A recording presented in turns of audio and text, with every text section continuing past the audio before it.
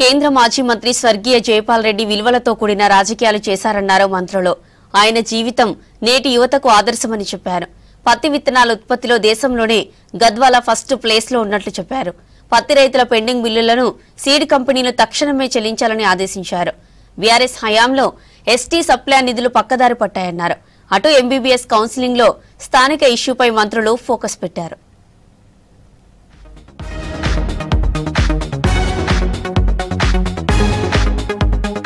కేంద్ర మాజీ మంత్రి జైపాల్ రెడ్డి విలువలతో కూడిన రాజకీయం చేశారన్నారు మంత్రి వివేక్ వెంకటస్వామి. తెలంగాణ ఉద్యమ సమయంలో జైపాల్ రెడ్డి విలువైన సలహాలు సూచనలు అందించారన్నారు.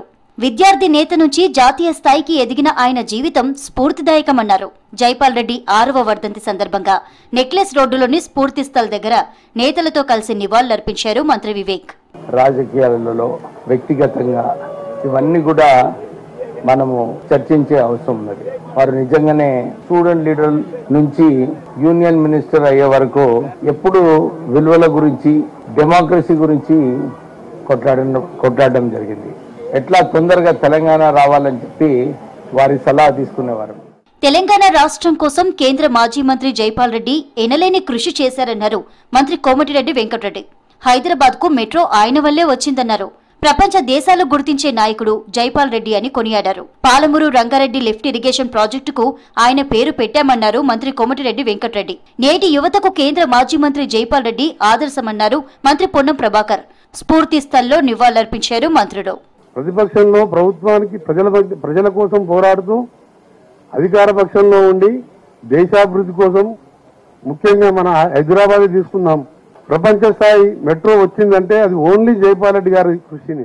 లేదా అర్బన్ డెవలప్మెంట్ మినిస్ట్రీగా అనేక ముఖ్య పట్టణాల్లో అండర్గ్రౌండ్ డ్రైనేజ్తో పాటుగా అనేక కార్యక్రమాలు కానీ వారు ఎప్పుడు కూడా అభివృద్ధికి సంబంధించిన విషయంలో ఒక నిబద్ధతతో వ్యవహరించేవారు.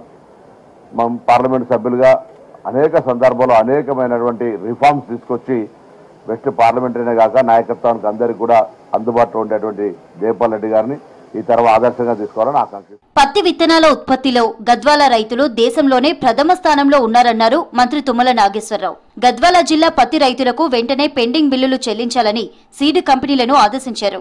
రైతులకు లాభం, సౌకర్యం, సంక్షేమానికి సర్కార్ ప్రాధాన్యం ఇస్తున్నట్లు తెలిపారు మంత్రి తుమ్మల.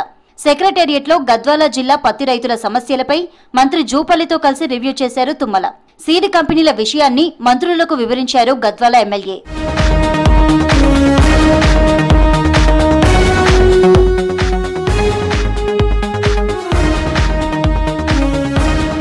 గత 10 ఏళ్లలో చేసిన తప్పులను సరిదిద్దుతున్నామన్నారు మంత్రి సీతక్క. బీఆర్ఎస్ హయాంలో ఎస్టీ సప్లాన్ నిధులు పక్కదారి పట్టాయని ఆరోపించారు. ఎస్టీలకు కేటాయించిన నిధులను వారికే ఖర్చు చేయాలని చెప్పారు. ఎస్టీ సప్లాన్ నిధులు పక్కదారి పట్టిస్తే ఏజెన్సీలు వెనుకబాటులోనే మగ్గిపోతాయన్నారు. హైదరాబాద్ దామోదర సంజీవయ్య సంక్షేమ భవన్లో గిరిజన సంక్షేమ సలహా మండలి 7వ సమావేశానికి డిప్యూటీ స్పీకర్ రామచంద్ర నాయక్తో కలిసి హాజరయ్యారు మంత్రులు సీతక్క, అడ్లూరి లక్ష్మణ్. 5 సంవత్సరాల తర్వాత గిరిజన సలహా మండలి సమావేశాన్ని ఏర్పాటు చేశారు ట్రైబల్ వెల్ఫేర్ శాఖ అధికారులు. గత ప్రభుత్వం గిరిజన సలహా మండలి సమావేశాన్ని పూర్తిగా విస్మరించిందని ఆగ్రహం వ్యక్తం చేశారు సంక్షేమ శాఖ మంత్రి అడ్లూరి లక్ష్మణ్. నిరంతరం ఈ వెనుకబడ్డ వర్గాలను అభివృద్ధి పదంలోకి తీసుకురావాలన్నటువంటి లక్ష్యంతో పనిచేస్తూ ఉన్నారు.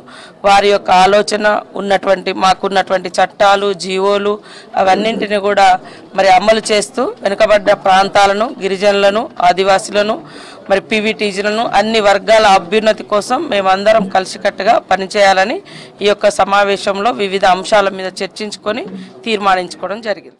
సుమారు 32 అంశాలు అంటే ఎజెండా అంశాలు గిరిజనులకు సంబంధించిన అనేక ఎడ్యుకేషన్ పరంగా కానీ, హెల్త్ పరంగా కానీ, భవిష్యత్తులో బడ్జెట్ పరంగా కానీ వారికి ఉన్నట్టు అనేక ఇబ్బందుల విషయంలో కూడా చర్చించుకోవడం జరిగింది. డాక్టర్ బిఆర్ అంబేద్కర్ రాజ్యాంగ నిర్మాత చట్టపరంగా మాకు ఇచ్చినట్టు ఒక ఏదైతే సలహా మండలి లోపల గిరిజనులకు సంబంధించిన ఒక సూచనలు ఏదైతే ప్రభుత్వాన్ని చేస్తాయో, రికమెండేషన్స్ ఉంటాయో అది అమలయ్యే విధంగా రాష్ట్ర ప్రభుత్వం కానీ కేంద్ర ప్రభుత్వం కానీ అమలు చేయాలనే ఒక ఎంబీబీఎస్ కౌన్సిలింగ్ కు సంబంధించి స్థానికతపై దృష్టి పెట్టింది ప్రభుత్వం. హైటెక్ సిటీలోని ఏజీ నివాసానికి వెళ్లారు మంత్రి Damodara Rajanarasimha, health secretary Christina Z చౌందు. ఏజీ సుదర్శన్ రెడ్డితో స్థానికత అంశం, హైకోర్టు తీర్పు, భవిష్యత్ కార్యాచరణపై చర్చించారు.